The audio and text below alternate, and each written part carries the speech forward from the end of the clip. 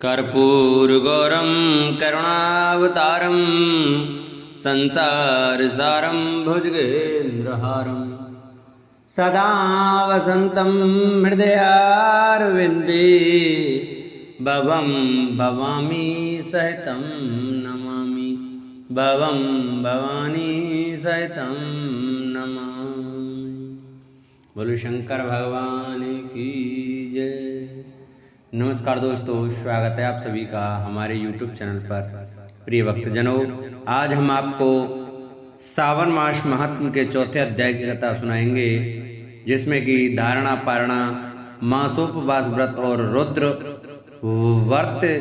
व्रत वर्णन में सुगंधा का आख्यान, इस कथा का वर्णन सुनाएंगे। सभी भक्तजन हमारी श्रावण मास महात्म की कथा को बड़े श्रद्धा भाव और प्रसिद्ध चित्तमन से सुने। जो भक्त हमारे चैनल पर नए आए हैं, जिन्होंने अभी तक हमारे चैनल को सब्सक्राइब नहीं किया है, वो हमारे चैनल को सब्सक्राइब करें, वीडियो को लाइक करें और कमेंट में ओम नमः शिवाय अवश्य लिखें। बोलो शंकर भगवान की जय। बोलो श्रावण मास महात्म की जय। भगवान शंकर बोले, हे सनत कुमार, अब मैं धारण पारण व्रत का वर्णन करूंगा। प्रतिपदा के दिन से आरंभ करके सर्वप्रथम पुण्यावाचन करना चाहिए। इसके बाद मेरी प्रसन्नता के लिए धारण पारण व्रत का संकल्प करना चाहिए। एक दिन धारण व्रत करें और दूसरे दिन पारण व्रत करें। धारण में उपवास तथा पारण में भोजन होता है। श्रावण मास के समाप्त होने पर सबसे पहले पुण्यावाचन करना चाहिए। इसके बाद हे मानद आचार्य तथा अन्य ब्राह्मणों का वरण करना चाहिए। तत्पश्चात पार्वती तथा शिव की स्वर्ण निर्मित प्रतिमा को जल से भरे हुए कुंभ पर स्थापित कर रात में भक्तिपूर्वक पूजन करना चाहिए तथा पुराण श्रवण आदि के साथ रात भर जागरण करना चाहिए। प्रातःकाल अग्नि स्थापना करके विधि पूर्वक होम करना चाहिए। त्र्यंबकम इस मंत्र से तिल मिश्रित भात की आहुति डालनी चाहिए। उसी प्रकार शिव गायत्री मंत्र से घृत मिश्रित भात की आहुति डालें और पुनः षडाक्षर मंत्र से खीर की आहुति प्रदान करें। तदंतर पूर्णाहुति देकर होम शेष का समापन करना चाहिए। इसके बाद में ब्राह्मणों को भोजन कराना चाहिए तथा साथ ही आचार्य की पूजा करनी चाहिए। हे महाभाग, इस प्रकार से उद्यापन संपन्न करके मनुष्य ब्रह्म हत्या आदि पातकों से मुक्त हो जाता है, इसमें कोई संदेह नहीं है। अतएव इस महाव्रत को अवश्य करना चाहिए।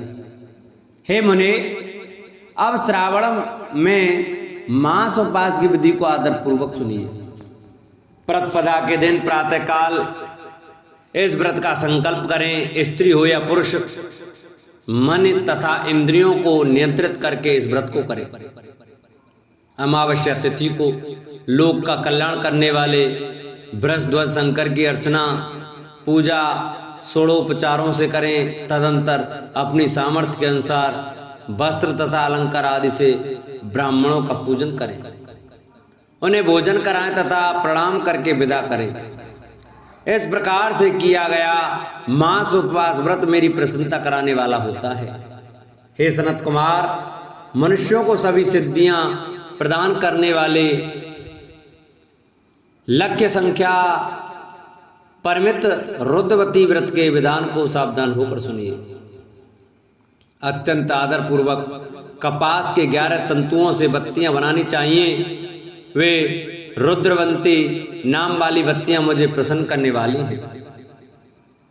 मैं श्रावण मास में भक्तिपूर्वक डिबोन के देव गौरीपति महादेव का इन 1 लक्ष्य संख्या वाली बत्तियों से नीराजन करूंगा। इस प्रकार श्रावण मास के प्रथम दिन विधि पूर्वक संकल्प करके महीने भर प्रतिदिन शिव जी का पूजन कर 1000 बत्तियों से नीराजन करें और अंतिम दिन 71,000 बत्तियों से नीराजन करें, अथवा प्रतिदिन 3000 बत्तियां आदर पूर्वक अर्पण करें और अंतिम दिन 13,000 बत्तियां समर्पित करें, अथवा एक ही दिन सभी 1,00,000 बत्तियों को मेरे समक्ष जलाएं। प्रचुर मात्रा में घृत में भिगोई जो स्निग्ध बत्तियां होती हैं वे मुझे प्रिय हैं। तत्पश्चात मुझ विश्वेश्वर का पूजन कर के कथा श्रवण करें। सनत कुमार बोले, हे देव, हे देव, हे जगन्नाथ, हे जगदानंद कारक, कृपा करके आप मुझे इस व्रत का प्रभाव बताइए। हे प्रभु, इस व्रत को सर्वप्रथम किसने किया था तथा इसके उद्यापन में क्या विधि होती है? भगवान शंकर बोले, हे ब्रह्मपुत्र, व्रतों में उत्तम इस रुद्रवर्ती व्रत के विषय में सावधान होकर सुनिए। यह व्रत महापुण्यप्रद, सभी उपद्रवों का नाश करने वाला, प्रीत तथा सौभाग्य देने वाला, पुत्र पौत्र समृद्धि प्रदान करने वाला, व्रत करने वाले के प्रति शंकर जी की प्रीत उत्पन्न करने वाला तथा परम पद शिवलोक को देने वाला है। तीनों लोकों में इस रुद्रवर्ती के समान कोई उत्तम व्रत नहीं है। इस संबंध में लोग यह प्राचीन दृष्टांत देते हैं। क्षिप्रा नदी के रम्य तट पर उज्जैनी नामक सुंदर नगरी थी। उस नगरी में सुगंधा नामक एक परम सुंदरी वीरांगना थी। उसने अपने साथ संसर्ग के लिए अत्यंत दुसह शुल्क निश्चित किया था। 100 स्वर्ण मुद्रा देकर संसर्ग करने की शर्त रखी थी। उस सुगंधा ने युवकों तथा ब्राह्मणों को भ्रष्ट कर दिया था। उसने राजाओं तथा राजकुमारों को नग्न करके उनके आभूषण आदि लेकर उनका बहुत तिरस्कार किया था। इस प्रकार उस सुगंधा ने बहुत लोगों को लूटा था। उसके शरीर की सुगंध से कोस भर का स्थान सुगंधित रहता था। वह पृथ्वी तल पर रूप, लावण्य और कांति की मानव निवास स्थली थी।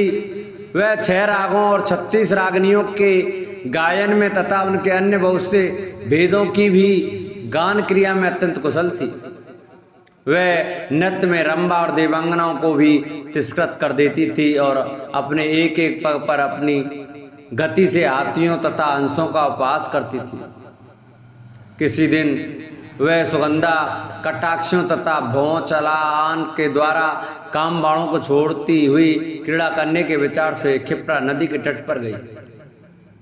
उसने ऋषियों के द्वारा सेवित मनोरम नदी को देखा। वहां कई विप्र ध्यान में लगे हुए थे तथा कई जप में लीन थे, कई शिवार्चन में रत थे तथा कई विष्णु के पूजन में तल्लीन थे। हे महामुने, उसने उन ऋषियों के बीच विराजमान मुनि वशिष्ठ को देखा। उनके दर्शन के प्रभाव से उसकी बुद्धि धर्म में प्रवृत्त हो गई। जीवन तथा विशेष रूप से विषयों से उसकी विरक्ति हो गई। वह अपना सिर झुकाकर बार बार मुनि को प्रणाम करके अपने पांव की निवृत्ति के लिए मुनिश्रेष्ठ वशिष्ठ जी से कहने लगी। सुगंधा बोली, हे अनाथनाथ, हे विप्रेंद्र, हे सर्व विद्या विशारद, हे योगीश, मैंने बहुत से पाप किए हैं। अतः हे प्रभु, उन समस्त पापों के नाश के लिए मुझे उपाय बताइए। भगवान शंकर बोले, हे सनत कुमार, उस सुगंधा के इस प्रकार कहने पर वे दीन वत्सल मुनि वशिष्ठ अपनी ज्ञान दृष्टि से उसके कर्मों को जानकर आदर पूर्वक कहने लगे। वशिष्ठ जी बोले, तुम सावधान होकर सुनो। जिस पुण्य से तुम्हारे पाप का पूर्ण रूप से नाश हो जाएगा वह सब मैं तुमसे अब कह रहा हूँ। हे भद्रे, तीनों लोकों में विख्यात वाराणसी में जाओ। वहां जाकर तीनों लोकों में दुर्लभ महान पुण्य देने वाले तथा शिव के लिए अत्यंत प्रीतकार रुद्रवती नामक व्रत को उस क्षेत्र में करो। हे भद्रे, इस व्रत को करके तुम परम गति प्राप्त करोगी। भगवान शंकर बोले, तब उसने अपना धन लेकर सेवक तथा मित्र सहित काशी में जाकर वशिष्ठ के द्वारा बताए गए विधान के अनुसार व्रत किया। इस प्रकार उस व्रत के प्रभाव से वह सशरीर उस शिवलिंग में विलीन हो गई। हे सनत कुमार, इस प्रकार जो स्त्री पुरुष इस परम दुर्लभ व्रत को करता है वह जिस जिस अभिष्ट पदार्थ की इच्छा करता है उसे निसंदेह प्राप्त करता है। हे सुव्रत, अब आप माणिक्यवर्तियों को महात्मा सुनिए। हे विपेंद्र, उन व्रतियों के व्रत से स्त्री मेरे अर्ध आसन की अधिकारिणी हो जाती है और महाप्रलय पर्यंत वह मेरे लिए प्रिय रहती है। अब मैं इस व्रत की संपूर्णता के लिए उद्यापन का विधान बताऊंगा। चांदी की बनी हुई नंदीश्वर की मूर्ति पर आसीन स्वर्ण में भगवान शिव की पार्वती सहित प्रतिमा को कलश पर स्थापित करना चाहिए और विधि के साथ पूजन करके रात्रि में जागरण करना चाहिए। इसके बाद प्रातःकाल नदी में निर्मल जल से विधि पूर्वक स्नान करके 11 ब्राह्मणों सहित आचार का वर्णन करना चाहिए। तत्पश्चात रुद्र सूक्त से अथवा गायत्री से अथवा मूल मंत्र से घृत खीर तथा बेलपत्रों का होम करना चाहिए। इसके बाद पूर्णाहुति होम करके आचार्य आदि की विधिवत पूजा करनी चाहिए तथा सपत्नीक 11 उत्तम विप्रों को भोजन कराना चाहिए। हे सनत कुमार, जो स्त्री इस व्रत को करती है वह समस्त पापों से मुक्त हो जाती है। तत्पश्चात विधान पूर्वक कथा सुनकर स्थापित की गई समस्त सामग्री ब्राह्मण देव को दे देनी चाहिए। इससे निश्चित रूप से 1000 अश्वमेध यज्ञों का फल प्राप्त होता है। बोलो शंकर भगवान की जय। बोलो श्रावण मास महात्म की जय। जिन भक्तों को हमारी ये श्रावण मास की कथा अच्छी लगी हो वो हमारी वीडियो को ज़्यादा से ज़्यादा शेयर करें। जिन्होंने चैनल को सब्सक्राइब नहीं किया वो चैनल को सब्सक्राइब करें, वीडियो को लाइक करें और कमेंट में ओम नमः शिवाय अवश्य लिखें।